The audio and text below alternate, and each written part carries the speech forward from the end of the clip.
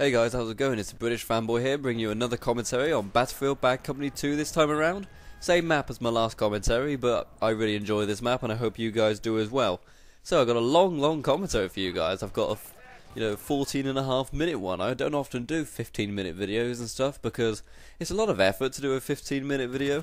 You know, all of you aspiring commentators and stuff, you try talking for 15 minutes about things which randomly pop into your head, or even with notes. It's hard. It's not as easy as some of you guys may think. Because look at it this way. Here's something the N004500 said once. Yeah, favourite commentator again. Think of 3 different topics. Yeah. Just 3 any random topics or something which you might like to hear in a commentary. Now you talk about those 3 topics for 15 minutes. Yeah, it's hard, isn't it? But anyways, carrying on. So, interesting things have been happening recently. Firstly, my roommate, Solden88, tried to get me into World of Warcraft, I should say.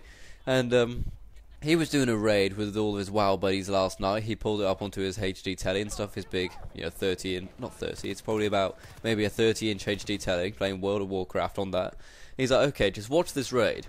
So me and my other roommate, who also doesn't really like it, we sat through him watching this raid. He was doing it with all his buddies online with their headsets and stuff. They were organising.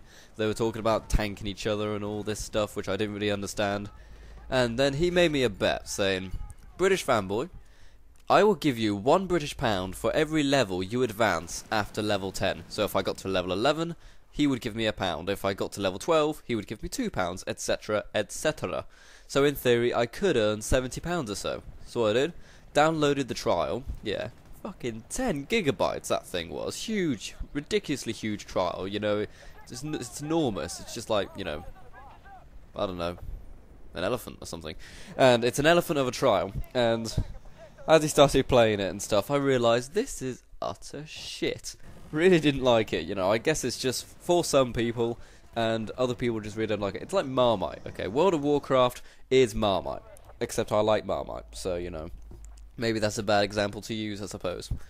Right now, you can probably see we're doing a lot of random stuff with helicopters and stuff, because as you guys know, I've recently got this Turtle Beach headset, so I've been talking to a lot of people and stuff online, and this guy, I literally just met him, and we were trying to arrange it so that he could be the pilot of the helicopter, and I could be the gunner, because I'm not very good at flying the Hinds or the Apaches in Battlefield Bad Company 2. I'm okay at the Black Hawks and stuff, but the Hinds and the Apaches, they're a little bit too quick, so I can't really maneuver very fast. I often have to slow down a lot, and that's not good for when you're doing your strafing runs and stuff and helping your team out. So therefore, we've swapped, and I'm now the gunner, and this is where the ownage in the video starts. Some other things which has been happening interesting, so yeah, I'm not really going to bother with that WoW thing, I suppose not. Because, yeah, I can see the potential of people enjoying it and stuff, but it's just not for me. So, you could argue, well, that's £70 out the window, British Fanboy, but, I'll find £70 somewhere else. I'll become a hooker or something and then get myself a blue waffle pussy. Anyways, oh, that was morbid. Anyways, something else which is interesting this morning. I went into the local shops this morning. I went to Morrison's because I needed to buy some more Pepsi because, being the teenage gaming nerd I am, I need to have a room that's full of yogurt pots and Pepsi. That's just what happens. You could say I'm being stereotypical and stuff, but get over it. Stereotypes are there for a reason, to endorse them. But anyway, so I was there in Morrison's. I just bought some milk which I needed, so I could, feed my cats, even though I don't have cats, but if I wanted to get some, I could get some there.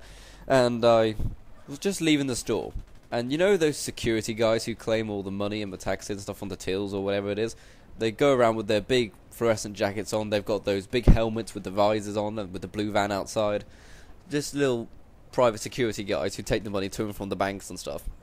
I saw one of them doing his shopping in his full kit, his like riot gear looking kit. In a gold star with a hind, that's pretty cool. There with his riot kit, shopping. Yeah, he had a trolley. In the trolley he had his big security box, which is probably full of tens and thousands of pounds, might I add. Well, and, just doing his fruit shopping. He was buying all his veg and stuff. And I'm thinking, okay, that's possibly one of the most random things I have ever seen. So, security guy doing his shopping with lots and lots of money in his till. That would be easy for someone to just grab and run. Or just bump into a trolley, say, whoops, sorry, and then just discreetly take it, Like, you could argue that that's pretty irresponsible to be doing your shopping while working, or, I don't know, it's just, I just really had no idea about what this guy was thinking. Anyways, I might actually mail his superiors and get him fired, but no, that'd probably be a bit rude of me, I suppose. Oh yeah, also last night, well, not last night, the night before, night before, that's it, yeah, I rented Death Note Part 2, because I haven't ever seen the anime or anything, but I had the first film on DVD, and I rented the second one last night, and I tell you guys, those films are good. They really, really, really are, you know, some of the best films I've seen in a long time are those two Death Note films, and I'm very glad they came to the UK, because I really wouldn't have known about them if they didn't come out into film 4, I think they started, and then they went to DVD, and I just really, really liked them. It's just, the Japanese have a very strange ability of telling very complex stories, but making them very approachable. Look at games like Metal Gear Solid and stuff. It's a very complex story, and some people may argue it isn't approachable, but I'd say it's quite approachable for a Western audience. And they can just come up with some absolutely fantastic and very complex stories, but just make them accessible to anyone. But also, at the same time, I've noticed that it doesn't really work the other way around. For some reason, Japanese people, well, not just Japanese people, but Asians in general, I'm not being racist, okay, really, I'm not being racist, they just generally don't like Western stuff as much as possible. You know, a film like Dirty Harry wouldn't be very popular in Asia, but, I don't know, Death Note is very popular in the West. It's a very strange thing, you know. Maybe they're just beyond us or something, maybe they're so advanced or something, I really don't get it. Not that I'm a Japanophile or anything. Death Note is the only really thing, and Metal Gear Solid are the only Japanese things I've really enjoyed. I don't know why that is, it's just, if you look at things like anime, I don't like anime, okay? Because I don't really like the art style, it freaks me out. Every time I watch it, I'm like, why are their eyes so freaky? Backing away now, you know, I just don't get it. And like, why is the background suddenly swirly and colourful? I just don't get it. And here we go. This is the thing which annoys me the most about anime. Why is it that all girls are always schoolgirls with huge boobs? Okay, I don't get it at all. It's like, I'm well aware that there is a schoolgirl fetish and stuff, but why is it endorsed in every anime I ever see? That's one of the main reasons why I don't like it. It's just so bizarre. Although, I've heard the legal sex age in Japan is 13, so I suppose, you know, over there, you know, it's like, well, that's not a problem with that, nothing wrong with that at all, but I think there is. Alright, some of you noticed there, an interesting tactic. I've noticed that about 4 enemies are running into the building where the bomb is, and I decide to moor to the floor while I'm up there. Some of you may say, well, that's really freaking irresponsible, British fanboy, why don't you just castrate yourself with a paper guillotine where you are right now? So, in response to that, I would probably call the police, and then I would say to you that in this kind of scenario where, you know, the building is full of enemies and we are a defender, it is our job to defend the bombs and kill the enemies. So, that would have killed enemies, you know. Sure, we may have lost the bomb. We didn't lose the bomb, but we may have. But I just think, you know, we killed the enemies, the bomb is now safe, you know what I'm saying? So it's kind of a good tactic. It depends very much on the circumstances. But in that circumstances, the building was in pretty good condition, so it wasn't going to collapse on the bomb anytime soon. And I decided to mortar the building while I was in it. You know, I'm like Jesus. You know, I martyred myself in order to save the bomb. Even though Jesus martyred himself for a much higher cause and stuff, it's the same scenario. You know, same scenario. All I need now is a beard, and you know, and I need to be an Arab. Because face it, you know, that's where Jerusalem is and stuff. People don't really realise that when they look at the image of Jesus. They imagine this white man with a big beard and stuff, but really, he would have been black. Jesus would have been black. You know, so why is there this image and stuff? I don't get it. But anyways, why am I talking about Jesus? I'm not even religious. Anyways, and as I was mentioned earlier, I got these new Turtle Beach PX21 headsets and stuff, so I was just talking with this random stranger who I'd met in the squad. He also had a set of PX21 headsets, so, you know, I could hear what my voice sounds like on these headsets for once in a game. And it does sound pretty clear, actually. I'm very, very happy with them. And right now, we were talking about getting rid of this building. You know, we knew there was lots of guys in this building. He was around the back, and I just made this hole in the wall, so it was my job to go in and clear. So right now, we're literally telling each other, okay, bottom floor's clear, moving up to the second one, watch your corners and stuff. And some of you may say, wow, that's possibly the nerdiest thing in the world, but hey, you know, it works, you know, the tactics work. Whenever I think you're doing anything in life, and this does apply to gaming as well, if it's practical, do it. You know, if it's practical, do it. Some people may say, well, you know, I want to buy a sports car because it looks really, really cool. Well, yeah, sure, it does look really, really cool, and you'll be able to go really, really fast and stuff, but is it practical? Ask yourself that question. Is it practical? I believe a lot in being practical, hence why I have got this new headset. Hence why I have got a controller which has been modified and looks like Frankenstein's monster. And when I say modified, I don't mean I've modified the inside and stuff, I mean I've put the grips on it and stuff, and the little FPS freaks and stuff. I haven't actually done anything internal to modify the controller.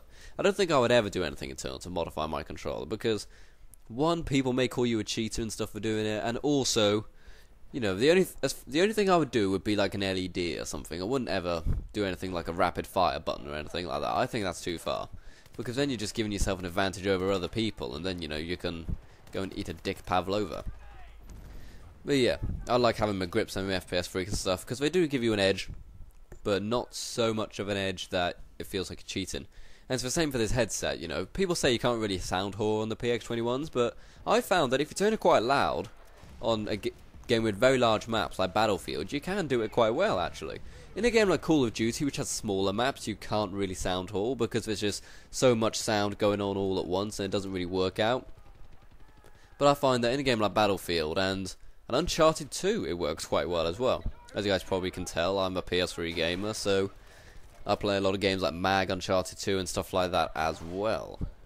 I'm only saying that because I'm not sure if I mentioned this, but I'm sending this video into Machinima Respawn, actually. I'll be putting the titles on after I've done this one, and I'll probably shove this video on my main channel as well, because I'm sure that people at Machinima Respawn get thousands of entries every day, so it'll probably take a very long time to get on there, if it ever does get on there. So I'll just say that for the benefit of my viewers on my channel, on bfbc2. Oh yeah, someone asked me, how do I actually send in a video and stuff? I've mentioned it, you know, I've talked about this Dropbox idea and stuff, but they didn't know what that was. Dropbox is basically a piece of software which is kind of like an FTP almost. That's probably the best way to describe it. It's an FTP, a file transfer protocol. And what you do is that you download this software, and then it gives you a folder on your computer, just in My Documents or whatever. And then any video file, or any file for that matter, you put in there, you can then get a URL link for that file and send it to someone to download. So what you do, you put your video file in this software, into this folder on your computer, and then you will right click it, it'll say get link, you'll email me the link, and then I'll be able to download the video. And then I'll upload it to my channel. So that's how Dropbox works. It's very, very simple, and it's free. That's the best thing about it. When I'm getting on the VADS launcher, because there's hundreds of snipers, you know, sitting over there on the ship over there. They love it on that little ship, the snipers over there. They get killed by the UAV. I'm talking about the game. I shouldn't really be talking about the game. That's something I believe with commentaries. You shouldn't really talk about what you're doing in the game, or what you're seeing in the game, because people can look at the screen and see that. And I generally listen to commentaries, kind of like a podcast. You know, I'll just go, oh, you know, Mercadurka's got a new commentary, click that. And then I'll carry on doing something else on my computer while listening to what Mercadurka's complaining about. I don't know, talking about campers or snipers or something, I don't know. But anyways, that's just how I view commentaries. I view them like a podcast. And you should too, because then it means that people who aren't necessarily the best gamers but are very good commentators can still make good videos. You could argue it's only half the video, because, you know, you got video and you've got sound and you're only getting half of it. But whatever, balls to your opinion if you think that, you fucking communist. Okay, so there we go. I'm just getting ready to get the last kill. There we go, I win.